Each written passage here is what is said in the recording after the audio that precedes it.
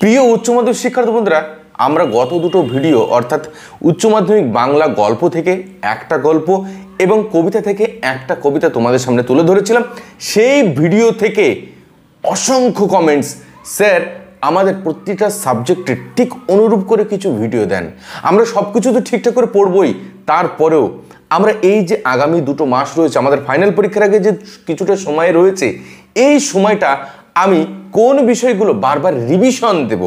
দেখো, আমাদের এখন টেস্ট পেপার প্র্যাকটিস করতে হবে, মাঝে মধ্যে পরীক্ষা দিতে হবে, তার সঙ্গে সঙ্গে পুরনো পড়াগুলো বারবার কিন্তু রিভিশন দিতে হবে এবং ফাইনাল পরীক্ষার আগে সমস্ত পড়া কিন্তু কমপ্লিট করে তারপরে পরীক্ষা দিতে গেলে তবে তুমি 90% উপর মার্ক পাবে।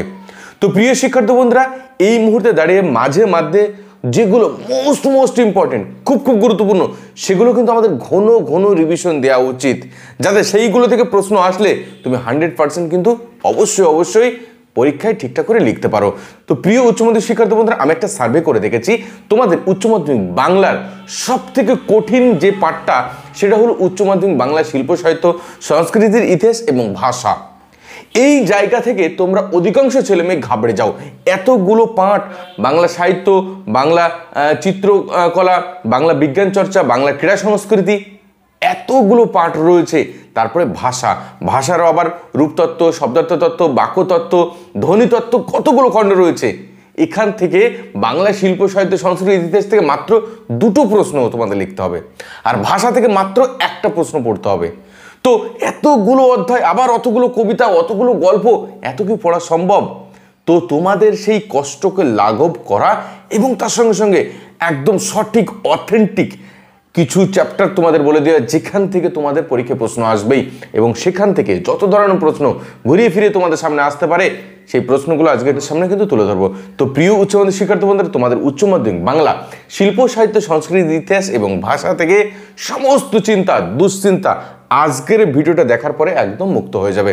শান্ত মাথায় দেখো, সম্পূর্ণ ভিডিওটা দেখতে থাকো। দেখো, আমরা যদি বিগত বছরের প্রশ্নগুলো দেখি, তাহলে সেখানে দেখব বাংলা গানের ধারা, বাংলা চিত্র, বাংলা তোমার চলচ্চিত্র, তাছাড়া এছাড়াও তোমাদের ক্রীড়া সংস্কৃতি থেকে গত বছর কিন্তু পরীক্ষায় চলে এসছে। তাহলে যেটা পরীক্ষায় প্রশ্ন আসেনি সেটা কোথা থেকে? বাংলা বিজ্ঞান চর্চা, অর্থাৎ বাংলার বিজ্ঞান চর্চা থেকে কিন্তু পরীক্ষায় প্রশ্ন আসেনি। তাহলে এবছর বাঙালির বিজ্ঞান চর্চা থেকে একটা প্রশ্ন পরীক্ষায় আসবেই। তাহলে বাঙালির বিজ্ঞান চর্চা থেকে এবছর আসার মতো রিসেন্টলি যে পরীক্ষাগুলো হয়েছে, সেই পরীক্ষাগুলোতে যে প্রশ্ন আসেনি, বাকি রেখে যে প্রশ্নগুলো রয়েছে সুন্দর করে ঝেঁটিয়ে ভালো করে পড়ে ফেলো। তাহলে কি বলেছি, এবছর বাংলা শিল্প সাহিত্য সংস্কৃতির ইতিহাস থেকে এখান থেকে অবশ্যই তোমরা যেটা ভালো করে পড়বে সেটা হলো বাঙালির বিজ্ঞান চর্চা থেকে যত ধরনের প্রশ্ন ভালো করে খুঁটিয়ে দেখে যাও। তাহলে সব অধ্যায়গুলো, সব প্রশ্ন তোমার কিন্তু দেখার কোনো দরকার নেই। বাংলার ক্রীড়া সংস্কৃতি থেকে ফুটবল খুব ভালো করে দেখতে হবে, কুস্তি চলে এসছে, ক্রিকেটও চলে এসছে, তাহলে বাংলার ক্রীড়া সংস্কৃতি থেকে ফুটবলের পার্টটা, ঠিক আছে, অবশ্যই খুব ভালো করে দেখে যাও। তাহলে আমাদের বাংলার শিল্প সাহিত্য সংস্কৃতির ইতিহাস থেকে বাঙালির বিজ্ঞান চর্চা থেকে যত প্রশ্ন আছে সব সুন্দর করে পড়ে ফেলবো। বাংলা সাহিত্যের পাঠটা দেখবো, তার সঙ্গে সঙ্গে বাংলার ক্রীড়া সংস্কৃতির অংশ থেকে ফুটবলের অংশটা একটু ভালো করে দেখবো। ভালো করে পুরনো বছরের প্রশ্নগুলো একটু ভালো করে খুঁটে দেখো। মামুন স্যার কিন্তু এই জন্যই বিখ্যাত, তোমাদের জন্য সায়েন্টিফিক্যালি বিগত বছরের প্রশ্নগুলো যাচাই বাছাই করে তারপরে তোমাদের সামনে তুলে ধরো। এইবার দেখো, আমাদের ভাষা থেকে আমাদের অনেকগুলো পাঠ রয়েছে। ভাষা থেকে আমাদের মাত্র দুটো প্রশ্ন পরীক্ষায় আসে, লিখতে হয় তোমাদের একটা, ঠিক আছে। তাহলে এখান থেকে তোমরা দেখো চারটে পাঠ রয়েছে, বাক্যতত্ত্ব, ধ্বনিতত্ত্ব, রূপতত্ত্ব, শব্দার্থ তত্ত্ব। বিগত বছর ধ্বনিতত্ত্ব, শব্দার্থ তত্ত্ব চলে এসছে। তাহলে এবছর কেবলমাত্র তুমি বাক্যতত্ত্বটা ভালো করে নাও আর রূপতত্ত্বটা ভালো করে দেখে যাও।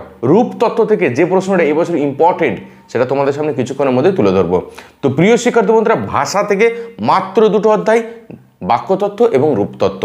আর বাংলা শিল্প সাহিত্য সংস্কৃতি ইতিহাস থেকে এখান থেকে কেবলমাত্র বাঙালির বিজ্ঞান চর্চা আর বাংলার ক্রীড়া সংস্কৃতি থেকে ফুটবলের যে ইতিহাস সেটা ভালো করে দেখে যাও। তো এই পার্টগুলো থেকে যে প্রশ্নগুলো মোস্ট ইম্পর্টেন্ট, চলো ঝটপট করে তোমাদের সামনে তুলে ধরি। দেখো, মেন কথা হচ্ছে যে সব পড়ে মাথার থেকে সব বেরিয়ে গেল, পরীক্ষায় যাই আসুক না কেন তুমি ঠিকঠাক করে লিখতে পারছো না, তার থেকে যেগুলো থেকে প্রশ্ন হবে, যেখান থেকে প্রশ্ন পরীক্ষা আসবে, সেটাতে যদি আমি বারবার ভালো করে ফোকাস দিই, আশা করছি সেখান থেকে তুমি সম্পূর্ণ ফুল মার্ক পাবে। তো চলো বন্ধুরা আমরা প্রশ্নগুলো ঝটপট করে দেখে নিই। প্রিয় উচ্চ মাধ্যমিক শিক্ষার্থী বন্ধুরা, চলো ঝটপট করে আমরা দেখে নিই তোমাদের জন্য সেরা প্রশ্ন কোনগুলো হবে তোমাদের বাংলা, শিল্প, সাহিত্য, সংস্কৃতির ইতিহাস এবং ভাষা থেকে। আমি যেমনটি তোমাদেরকে বলেছিলাম যে বাঙালির বিজ্ঞান চর্চা এবছর তোমাদের জন্য কিন্তু মোস্ট ইম্পর্টেন্ট। এখান থেকে একটা প্রশ্ন তোমাদের পরীক্ষায় আসছে। তো বাঙালির বিজ্ঞান চর্চা থেকে যদি বিগত বছরের প্রশ্নগুলো ভালো করে যাচাই বাছাই করি, সেখানে আমি 4টে প্রশ্ন অত্যধিক গুরুত্ব সহকারে তোমাদের সামনে তুলে ধরছি।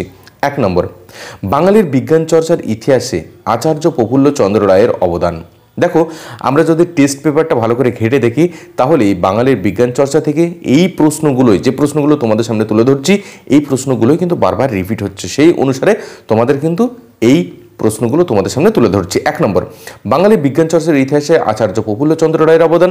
2 নম্বর, বাংলা চিকিৎসা বিজ্ঞানে বা বাংলার চিকিৎসা বিজ্ঞানে বা ভারতের চিকিৎসা বিজ্ঞানে কাদম্বিনী গঙ্গোপাধ্যায়ের ভূমিকা লেখো। মোস্ট ইম্পর্টেন্ট একটা প্রশ্ন। 3 নম্বর, বাংলার বিজ্ঞান চর্চার ইতিহাসে নীলরতন সরকারের অবদান লেখো। এটাও কিন্তু অত্যধিক গুরুত্বপূর্ণ একটা প্রশ্ন। আর লাস্ট যেটা এক্সট্রা একটা পড়বে, সেটা হলো বাঙালির বিজ্ঞান চর্চার ইতিহাসে জগদীশ চন্দ্র বসুর অবদান। ঠিক আছে, তাহলে বাঙালির বিজ্ঞান চর্চা থেকে এই 4টে প্রশ্ন অত্যধিক গুরুত্ব সহকারে দেখে নাও, কারণ আমি বারবার বলছি বাঙালির বিজ্ঞান চর্চা থেকে এবছর ফাইনাল পরীক্ষায় প্রশ্ন আসবেই। ঠিক আছে, এবার আমি বলেছি বাঙালির ক্রীড়া সংস্কৃতি। এই ক্রীড়া সংস্কৃতি থেকে একটাই প্রশ্ন খুব গুরুত্ব সহকারে দেখবে, সেটা হলো ফুটবল খেলার ইতিহাসে বাঙালির সাফল্য কিভাবে হয়েছে তা আলোচনা করো। এবছর তোমাদের ফুটবল খেলাটা কিন্তু মোস্ট ইম্পর্টেন্ট। 2022-এ ক্রিকেট এসেছিল, 2023-এ এসছে কুস্তি, আর 2024-এ তোমাদের জন্য কিন্তু ফুটবলটা কিন্তু মোস্ট ইম্পর্টেন্ট। চলো এবার আমরা ভাষা থেকে আমাদের কি বলেছি, একটা দেখবো বাক্যতত্ত্ব আর 2 নম্বর হচ্ছে রূপতত্ত্ব।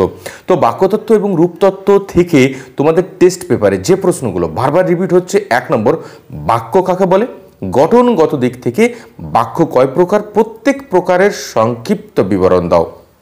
ঠিক আছে, মোস্ট ইম্পর্টেন্ট সহকারে এটা পড়ে নাও। 2 নম্বর, বাক্যের অব্যবহিত উপাদান বলতে কি বোঝো, বাক্যের অব্যবহিত উপাদান বিভাজনের নীতিগুলি উদাহরণসহ লেখো।